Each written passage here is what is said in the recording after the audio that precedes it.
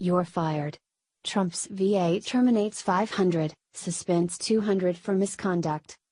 548 Department of Veterans Affairs, VA, employees have been terminated since President Donald Trump took office, indicating that his campaign pledged to clean up probably the most incompetently run agency in the United States by relentlessly putting his TV catchphrase "You're fired" into action was more than just empty rhetoric. Another 200 VA workers were suspended and 33 demoted, according to data newly published by the department as part of VA Secretary David Shulkin's commitment to greater transparency. Those disciplined include 22 senior leaders, more than 70 nurses, 14 police officers, and 25 physicians. Also disciplined were a program analyst dealing with the Government Accountability Office, which audits the department, a public affairs specialist, a chief of police and a chief of surgery. Many housekeeping aides and food service workers, lower-level jobs in which the department has employed felons and convicted sex offenders, were also fired. Scores of veterans have died waiting for care while VA bureaucrats falsified data to procure monetary bonuses, but fixes have been slow to come by largely because the union that represents VA employees has used its political muscle with Democrats to emphasize job security for government employees. Former President Barack Obama originally appointed Shulkin as a VA undersecretary. By the end of the Obama administration, however, Shulkin had grown increasingly frustrated with the American Federation of Government Employees Union and other groups defending bad employees' supposed right to a government check even when they hurt veterans.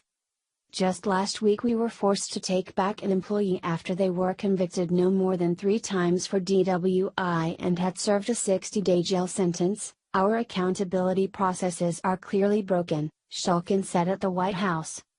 In addition to reluctance by managers to vigorously pursue firings, the overturning of firings after the fact by the Merit Systems Protection Board, MSPB, often with little public acknowledgement, has been a long-standing problem.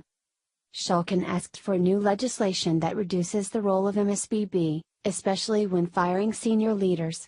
Congress passed the Department of Veterans Affairs Accountability and Whistleblower Protection Act in answer, and Trump signed the bill in June. The published data predates those new powers, and does not note which disciplinary actions were later overturned. One record shows a senior leader being removed January 20, while another record shows a senior leader being demoted April 21. Those appear to refer to the same person, disgraced Puerto Rico VA Director Dwayne Hamlin, who returned to work in a lesser job after he appealed to the MSPB. Former Obama Secretary of Veterans Affairs Bob McDonnell seemed to have so little grasp on firing employees that in August 2016, he said that he had fired 140,000 employees, a figure that made little sense since that would be nearly half the workforce. He said you can't fire your way to excellence and blamed negative news articles for a morose culture, rather than the individuals perpetrating the misconduct described in those articles. Though high-level hospital officials were affected, according to the data covering the first 6 months of the Trump administration, relatively few disciplinary actions occurred in the central offices where Washington bureaucrats work. Those employ fewer people than the hospitals, but repeated scandals have also shown such employees looking out for one another to preserve each other's jobs. There were 5 firings in the Veterans Health Administration's central office, including 1 senior leader. There were also 2 in the Office of General Counsel, and 1 in the Office of Congressional and Legislative Affairs.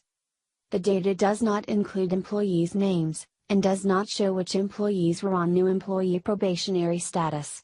Employees can be fired much more easily during their first year. During the Obama administration, McDonnell lamented that in the private sector you cut a deal with the employee and you're able to buy them out, but said you cannot do that in government. Yet VA repeatedly made 5- and 6-figure payments to bad employees to get them to quit after they threatened to gum up the works by appealing disciplinary actions. The department even allowed Hamlin to offer a low-level employee $300,000 to quit after she refused to help management retaliate against a whistleblower who exposed Hamlin's arrest. The agency paid more than $5 million in settlements to employees under McDonnell, which had the effect of encouraging bad employees to relentlessly appeal and make unsupported charges of discrimination when they were targeted for discipline, in an often successful attempt to convert punishment into reward. Shulkin said he will look to settle with employees only when they clearly have been wronged, and not as a matter of ordinary business.